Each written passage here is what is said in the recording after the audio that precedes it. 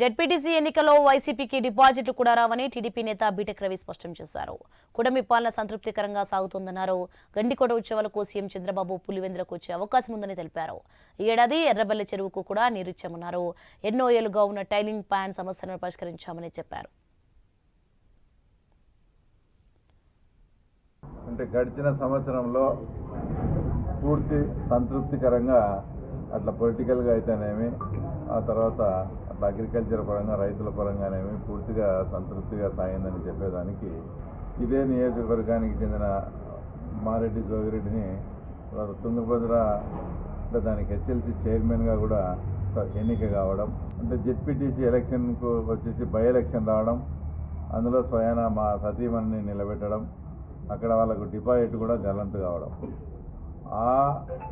ఆ ఎలక్షన్స్లో భాగంగా అక్కడ ఎర్రబెల్లి చెరువు ఒక 6-7 గ్రామాలకు ఆ ఎర్రబెల్లి చెరువే అగ్రికల్చర్ పరంగా వ్యవసాయ పరంగా చాలా తర్వాత ఇంపార్టెంట్ అయినటువంటిది.